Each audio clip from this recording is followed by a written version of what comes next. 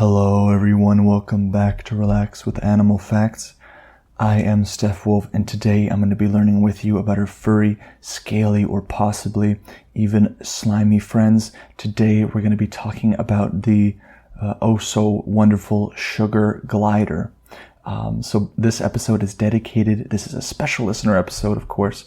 This is dedicated to Ava from Houston, Texas, who sent this recommendation in through email.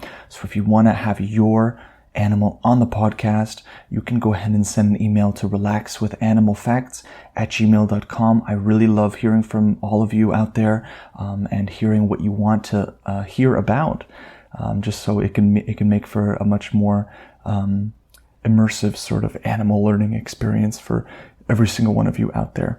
So I just wanted to say a few things before we get into the podcast. The first thing being that I have an Instagram that I post updates on. So if, say, maybe an episode is running a little bit late, there is 100% of the time always an explanation for it. I've been running into some computer troubles this past week or so. I have no idea what's going on. It is not exactly the most or the best time to have computer troubles, with the whole thing going on right now. So I've been just trying to deal with that and figure it out. But you can follow the Instagram at RWAF Podcast. If you search that up on Instagram, you'll see it. It's the official Relax with Animal Facts Instagram page where I'll be posting updates and things like that. So thank you to those of you who have written into the show, that have followed and subscribed on Spotify or Apple Podcasts or Stitcher or wherever you listen, and also to those of you that already follow the show on Instagram. So today I got my facts from facts.net, believe it or not. So a very, very broad website title there, facts.net, and National Geographic as well. So there's a lot to know about these little guys, about these little, sugar gliders, which is a really interesting name. And we'll get into it might be spoiled by the end. I think that many of you can, by the end of the episode, can guess where does their name come from. So why don't we just get right into the show. So the sugar glider, if you have never heard of these before, they are possums that are about palm size, that can glide half the length of a soccer field in just one trip. So these small guys can make quite a journey. And these very common tree-dwelling marsupials, so these are marsupials, and they are native to tropical and the cool temperate forests in Australia. So to all you Australian listeners out there, shout out to you. You guys have some very cool animals there. So they're native to those forests in Australia, Indonesia, and Papua New Guinea as well. So their wings are made from thin skin that is stretched between the fifth forefinger and the back ankle, which they will kind of spread apart to make this wing sort of structure. And their bushy tails, which I guess I should say maybe furry, bushy, slimy, scaly friends. So this is a bushy friend of ours. They use their bushy tails as rudders as they soar through the air. So we see tails being used in a lot of the animal kingdom for a sense of direction, almost like a rudder. We've learned with even big cats, even though big cats and these little palm-sized possums don't have too much in common, one thing they do have in common here is that their tails play a vital role in how they maneuver the landscape that they're in. With cheetahs, they use it to really they use it as a balancing tool to be able to switch directions very quickly when they're running at such high speeds as they do. And with the sugar glider, they use it as almost like a rudder, one that would be on a boat or I guess any other, a lot of other sort of watercrafts. And often they are compared with flying squirrels, but they are indeed different. So flying squirrels, which we'll cover on another episode for sure, because they're also awesome. They are rodents, the flying squirrels, and they have similar bodies that also give them the ability to glide. But the sugar gliders are much more closely related to other marsupials. So if you remember some of the marsupials that we've covered on the podcast, one of the main ones that they're closely related to would be the kangaroo, also native to Australia. So that's awesome. And these animals are indeed nocturnal. So if we remember what that means, nocturnal means that they are awake during the nighttime and they sleep during the day. And so they're able to see very well in the dark they have these eyes that are very, very large. They're very big and black eyes. So they're able to see through the night a little bit better because, if animals had human sort of night vision, which for us is very, very inferior in terms of our visual perception with some of these other nocturnal animals. For us, we can adjust our eyes to darkness a little bit so we can see a little bit more. But for the most part, if if the sugar glider had similar vision to humans, they would probably be in trouble. They might want to switch from nocturnal to, being awake during the daytime instead. And they have mostly gray fur, but their underbellies are going to be white and their heads have black stripes. Now, I couldn't find anything to do with maybe the advantages to having this kind of color, of having an underbelly that's a different color, being white, and their heads having even black stripes. The first things that come to mind is maybe it's camouflage, maybe something like that. We learned on the penguin podcast very recently that the bellies of penguins are white. So when they're swimming on kind of closer to the surface of the water, they can blend in easier to the sky. So it almost acts like a camouflage. But here I couldn't find anything, so I can only make a few assumptions, maybe some educated guesses. But in their environment, in the temperate forests, in tropical forests, I don't see how a white underbelly would necessarily benefit them, when it comes to camouflage. So maybe they are just that color because they're that color, and nature says so. So these creatures live in the branches of trees, and while they are able to maneuver in different ways, such as crawling and walking, they like to glide from branch to branch. They can't actually fly.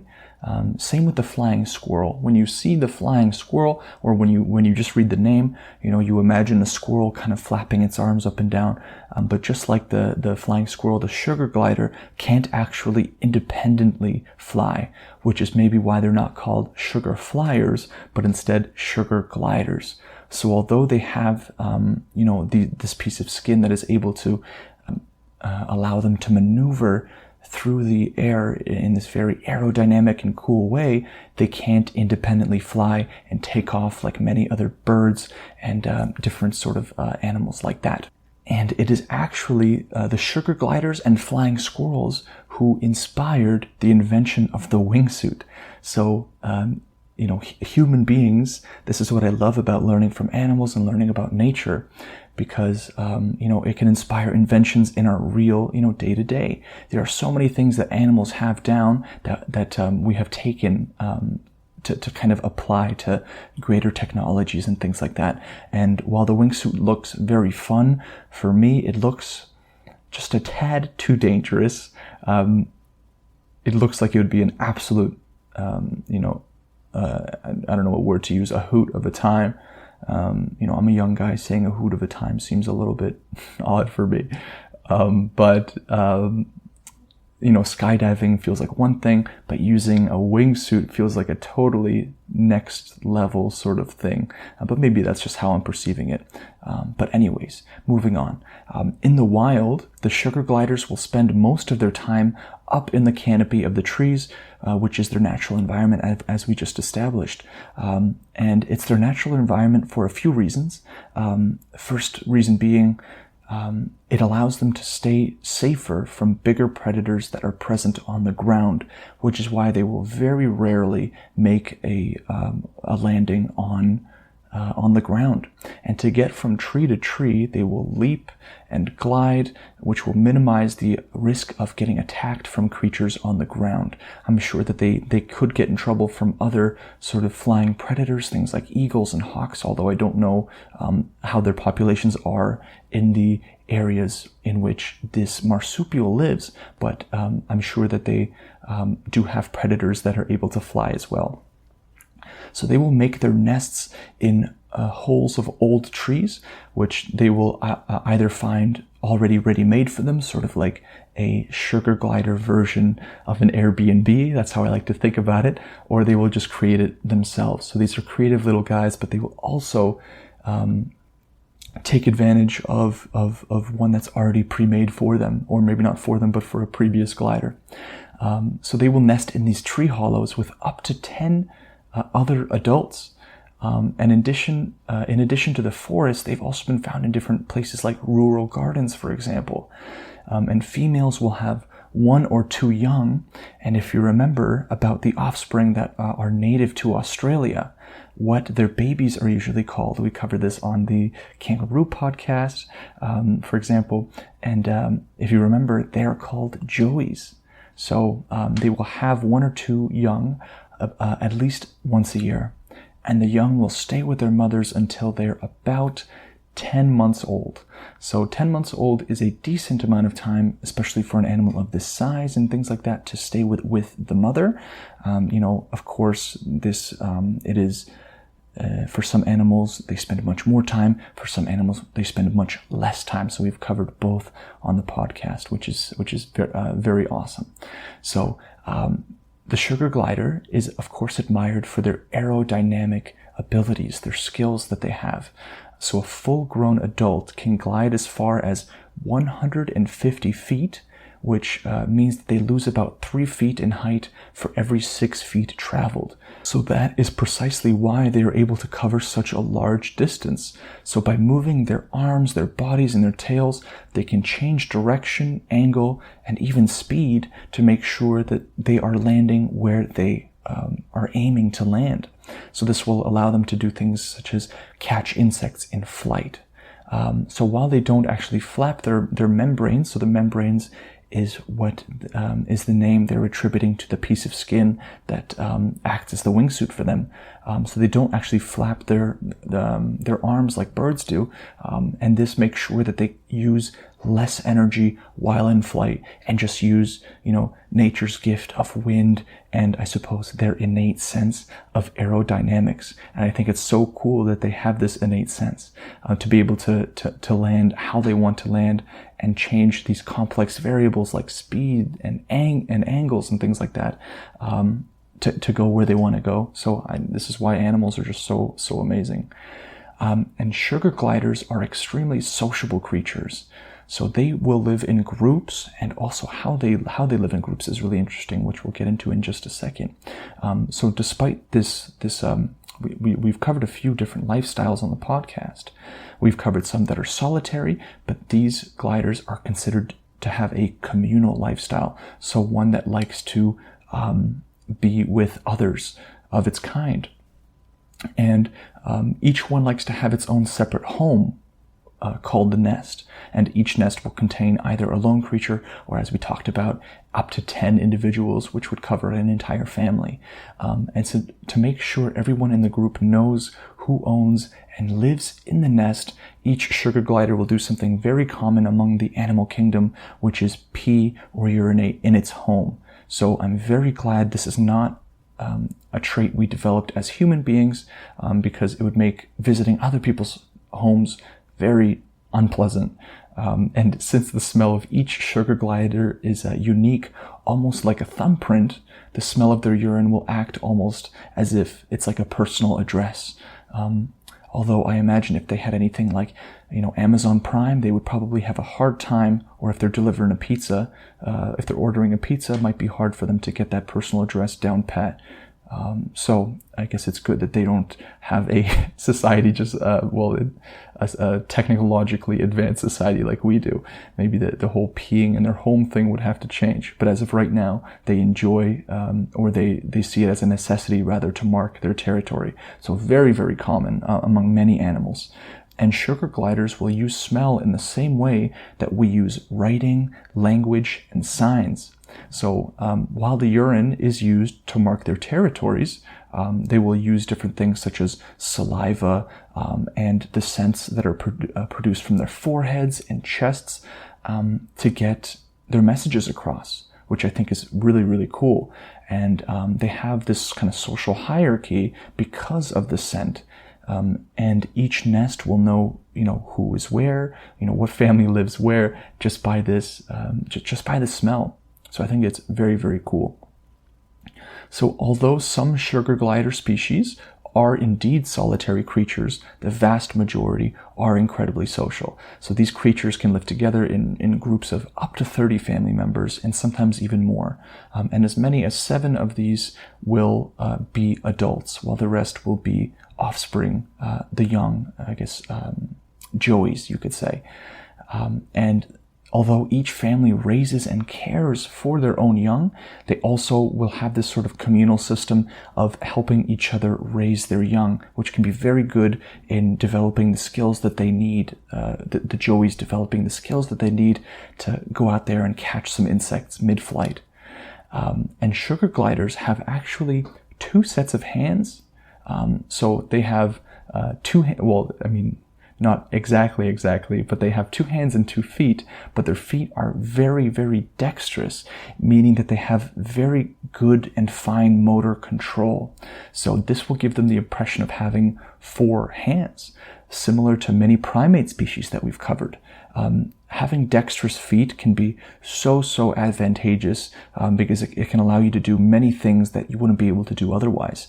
So us humans, we have lost this dexterity in our feet, just like how we in our previous ancestors and our primate ancestors, how they had these incredibly dexterous feet that can be used to grasp things, and they can hold onto branches with their feet no problem.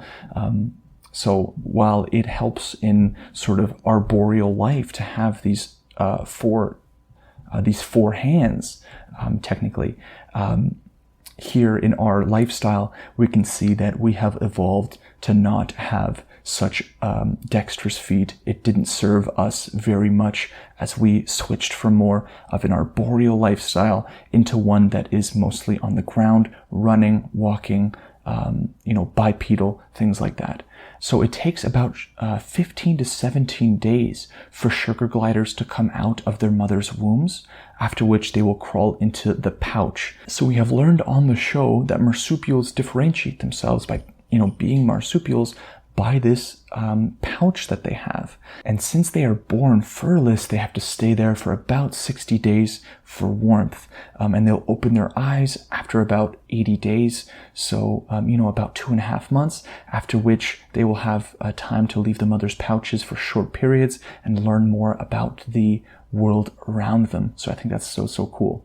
And sugar gliders, so this is the societal thing I was talking about earlier. The sugar glider societies are run by 2 males. So groups tend to have 1 leader. We have covered, the vast majority of animals that we've covered have a patriarchal sort of system, but we've even learned about animals that have matriarchal systems, such as the elephant, such as the bonobo, for example. But we never see this thing where it is run by 2 males. It's fairly rare in the animal kingdom, as far as, relatively. It's almost like having, you have a ship, and a ship having 2 captains. It's not very common. So unlike in other species where groups tend to be dominated by a singular male, sugar gliders indeed like to do 2 males to 1 nest. And this duo will not compete with each other. Indeed, they will actually cooperate when it comes to managing the nest and things like that. And they don't seem to have, or it hasn't been documented as very common at all for them to have many disagreements or fights or anything like that. Together they will indeed dominate the other males, though fights will be fairly rare, and they will share the nest responsibilities, sort of like how we have in our sort of day-to-day life. Maybe you take out the garbage this day and you take out the garbage the next week. They have these sort of shared responsibilities, and this will it is believed that it can increase the chances of survival for the nest, which is awesome. And sugar gliders' dads are very loving. So one of the most curious of the spider gliders would be probably a little bit scary. The sugar glider facts here, one of the more curious ones, is that the males make great fathers. So not only will they take an active role in the care of the joey, but the dominant males become even more involved than the rest. For example, when it gets cold, one will stay with the young to keep them warm, while the other goes out to hunt. So here we see, one of the first advantages to having a team, kind of a duo male system, or a duo animal system in their species. And this is necessary because the sugar glider children, or the joeys, can't produce much body heat of their own until they're about 100 days old. And this is because they come out furless. So not having fur, can be a very, very big disadvantage. In parts of their range, winter temperatures can fall below freezing, and to keep warm, they will stay huddled together while they sleep. So something we've also seen in penguins. So penguins, for example, do this sort of huddling behavior, and it allows for a much, much greater chance of survival, and it benefits everybody involved because everyone gets the heat. Of course, whoever's closer to the center gets more heat. And that, along with shorter periods of reduced body temperature called torpor, I don't know if I'm saying that right, Torpor, and it will help them save energy on colder days. So I think it would be worth definitely researching more into these periods of reduced body temperature called torpor. I think it's pretty cool. And if you're wondering what their diet is about, so they have a flexible diet that can vary according to where they live. We covered that they can live in Australia, Papua New Guinea, and Indonesia, and it can vary to season and location. So they will feed on nectar, pollen, acacia, I think I'm saying that right, and eucalyptus tree sap. So they've also been observed systematically searching tree cones, or pine cones as we call here in Canada, for spiders and for beetles as well. So sugar gliders have a very sweet tooth, which I suppose by now many of you can probably guess where their names come from. But I'm not going to say anything until the end. We have a few more facts to get through. So though they are threatened by things like feral animals, land clearance, bushfires, for agriculture, the sugar glider is amazingly still considered to have a very stable population in the wild. They are also considered to be very great pets. So they are often bred and kept as pets as well. But if you are wanting to get a sugar glider as a pet, you have to know that these guys are very social creatures and they require a boatload of attention. So if you can't spend too much time with just one, some people even buy 2 sugar gliders at a time so they can have that communication between each other. Because if you just get one sugar glider and you're at work all day, it can be very lonely for the solitary sugar glider at home. But it is, quick disclaimer, it is not a good idea to get a mature sugar glider as a pet because they have a hard time socializing with people and other creatures they're not familiar with. So as they're developing and they're young and they're joeys, they're able to really adapt to this different kind of lifestyle. But getting a wild, mature sugar glider can be quite a shock to them, and they won't adjust as quickly, if at all, to the new environment. So for the final fact for today, this is the sugar glider. Why are they named this? So of course they have a sweet tooth, so they have a preference for very sweet foods, and the glider part is just that they have this ability to glide through the air. So of course that probably seemed obvious to many of you who are listening. But for those of you who guessed it, good job. For those of you that didn't, absolutely no problem. You can always guess on next week's episode. And now it is time for listener mail. So this comes from Ava from Houston, Texas. So I'm using the same email in which Ava recommended to me to do this podcast. Ava writes, "Hello again, it is Ava from Houston, Texas. I had a few more animal suggestions for you. And Ava suggested the sugar glider, axolotl, and the ibex. So very, very cool animals that one of which we just covered. And Ava continues here. By the way, I am fine if you say my name on the podcast, and I wanted to say thank you to you for making these podcasts and keeping them going, because they are literally the only thing that can put me to sleep at night. I've listened to every episode multiple times, but they are still just as good. My sister likes to listen to them at night with me too sometimes. She said, so thank you. You're a miracle worker, and I mean it. So I just wanted to let you know how little did you know you are changing the world, and that is a pretty cool accomplishment. Sincerely, Ava. So these kind of emails that you guys send to me, they just put a smile right on my face. I love reading stuff like this. I love reading any mail coming from people listening and fans of the show. Thank you so much for writing in, Ava. This episode wouldn't be possible without your support, and for all the rest of you who listen to the show on a regular basis, who follow the show on Spotify. If you're not following already, click that follow button. It really helps get this show out to many other people that want to relax to animal facts just like you. If you're interested in supporting this podcast a little bit further, you can go to patreon.com/RWAF podcast, where we are posting brand new exclusive video episodes every single week. Last week, we just posted the woolly mammoth episode. Such a fun episode. So if you want to see what Steph Wolf looks like, if you want to learn about also some of the animals that have gone extinct and some of the lessons that we can learn from this, you can go to patreon.com/RWAF podcast. Regardless, thank you all for your support, and I hope you enjoy the next episode with the next animal. Take care.